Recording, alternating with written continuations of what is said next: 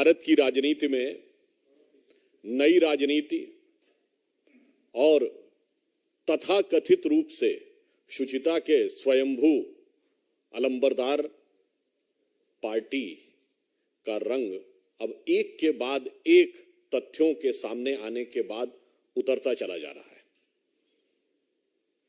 दारू के एक बोतल के बदले में दूसरी बोतल देने से लेके घर की साज सज्जा तक, और अब हाल ही में जो समाचार आए हैं कल न्यायालय के माध्यम से, जिसमें यह तथ्य भी सामने आ रहे हैं कि अब जो कुछ बातें उन लोगों ने बंद कमरों में की थी अब वो सार्वजनिक होती जा रही हैं और न्यायालय के समक्ष भी आती जा रही हैं।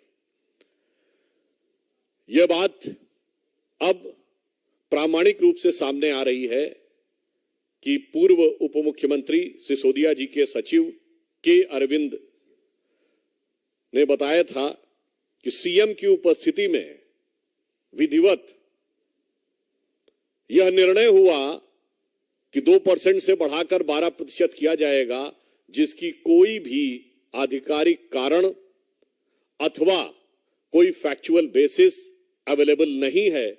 इसलिए हम यह पूछना चाहते हैं कि कट्टर ईमानदार के अजीबोगरीब किरदार श्री केजरीवाल जी कृपया ये बताएं कि वो 2 से 12% का निर्णय, चूंकि अब यह बयान में आ चुका है, तो आपने कब, कैसे और किन नियमों के आधार के ऊपर लिया था।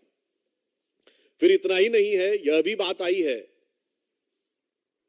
कि समीर महेंद्रू से केजरीवाल जी की बात हुई, बात कराई गई और उनसे एक प्रकार से संकेत आया कि जो ये कह रहे हैं वो करना है।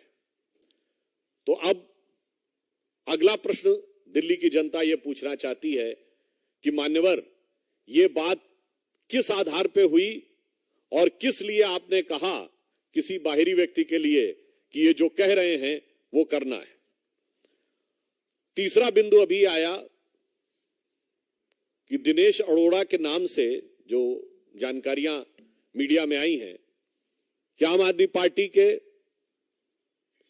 एक सांसद जिन्होंने की वो मीटिंग आहूत की, उन्होंने कहा कि अगर सारे रेस्टोरेंट ओनर्स को बुला लिया जाए तो कुछ धन की आवश्यकता है, और ऐसा बयान आया है कि सारे ओनर्स को बुलाया गया और एक निश्चित धनराशि इकट्ठा की गई और उसके एवज में सरकार ने यह कहा कि रेस्टोरेंट्स की टाइमिंग में परिवर्तन कर देंगे।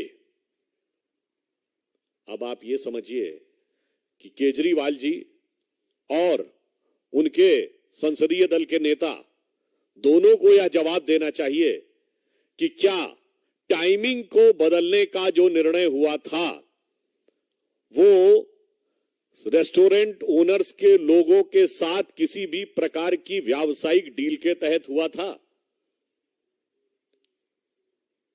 यह उत्तरोत्तर बात स्पष्ट होती चली जा रही है, एक के बाद एक फैक्ट के साथ, कि अब पैसे का इन्वॉल्वमेंट कमीशन बढ़ाने से लेके, सरकार के राजस्व को सैक्रिफाइस करने से लेके, सीधे रेस्टोरेंट के ओनर्स के साथ धन इकट्ठा करने तक के आरोप आते जा रहे हैं।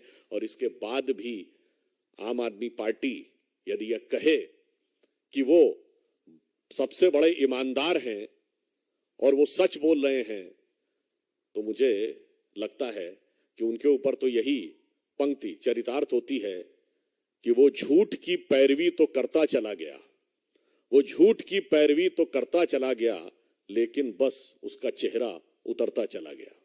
धन्यवाद। Any question? जी आनंद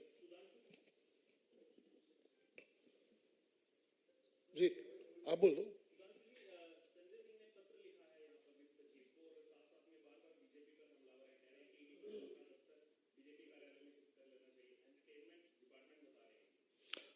देखिए, जो तथ्य सामने आ रहे हैं उस पे आम आदमी पार्टी जवाब देने की स्थिति में नहीं है। इवन आपने ये भी देखा कि शायद अब तो टीवी पर भी उन्होंने कुछ मुद्दों के ऊपर जाने से पीछे हट गए हैं।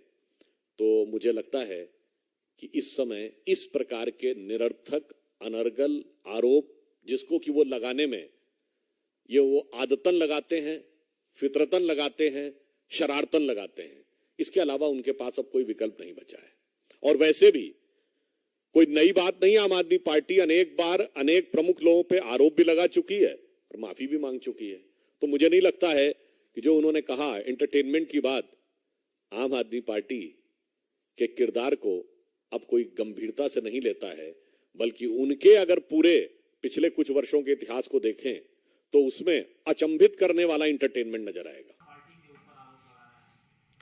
देखिए, मैं वही बात, सरकार पहलवानों के मामले में, महिलाओं के मामले में बहुत संजीदगी के साथ जो है अपना रवैया रखती है। We are very sensitive to this cause and for that reason 2 committees भी एस्टैब्लिश हुई हैं।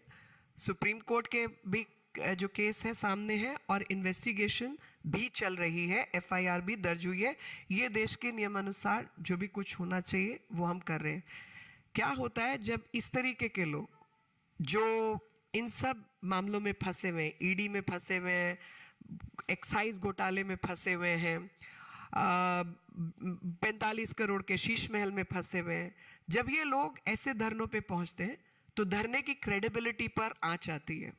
और ऐसे में जब खास तौर पे सौरभ भारद्वाज फॉर एग्जाम्पल एक मीटिंग करते हैं, उसके अंदर दिनेश पाठक, मैं आपको नाम देना चाहती हूँ किन किन लोगों के नाम आए हैं, वो उस किस्म के लोग जब शामिल होते हैं तो जाहिर तौर पर उसकी जो सीरियसनेस है वो डाइल्यूट होती है। इसमें है सौरभ, आदिल खान, दुर्गेश पाठक, नीरज एंड संदीप। ये लोग का दिल्ली में मीटिंग होता है। इस मीटिंग के बाद 100 लोगों की पगड़ी के लिए पैसा खरीदा जाता है, मैट्स खरीदी जाती हैं और वाटरप्रूफ टेंट की व्यवस्था का इंतजाम किया जाता है। तो आप ही बताइए कि जब इस तरीके की गतिविधियों का जो राजनीतिकरण होता है तो वो क्रेडिबिलिटी जो है, जो खुद ही डिस्क्रेडिटेड है, वो लोग जाके बैठेंगे तो वो थोड़ा असर करता है। तो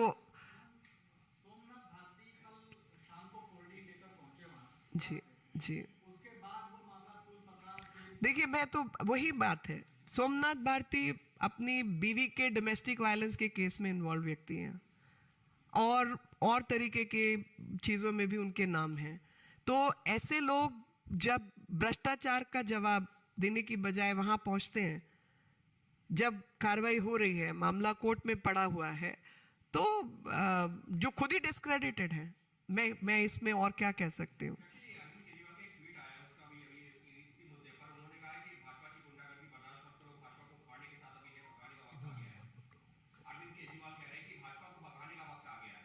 देखिए, जिनका खुद मकान ढहाने का वक्त आ गया है, तो जो मकान ढहाने का काम जिनका शुरू हो रहा है वो इस तरीके की बात करेंगे तो क्या है, मतलब हाँ वो करेंगे ही ऐसी बात। थोथा चना बाजेगा ना भाई। भ्रष्टाचार की बात हो रही है, आप तो भ्रष्टाचार पे जवाब दीजिए। आप तो बताइए कि 45 करोड़ का शीश महल कोरोना के दौरान नियम की ताक पे लगाकर आपने बताया, तो आप बताइए कि आपको ढहाने का, आपका मकान ढहाने का टाइम आया या नहीं। मतलब बुलडोजर आपके मकान पे चलना चाहिए या नहीं। एक्साइज पॉलिसी के अंदर आपने घपलेबाजी की या नहीं। स्कैमस्टर्स, आप स्कैम देखिए। 45 करोड़ के ऑर्डर को 5 में ब्रेक करो, 10 की परमिशन ना लेनी पड़े तो आप 9, 6, 5, 2 ऐसे करके परमिशन लो। तो भाई यही स्कैम है। नियम कानून का उल्लंघन तो आप कर रहे हैं, आपने शीश महल बनाया है, तो आपका मकान ढहाने का टाइम आ गया है।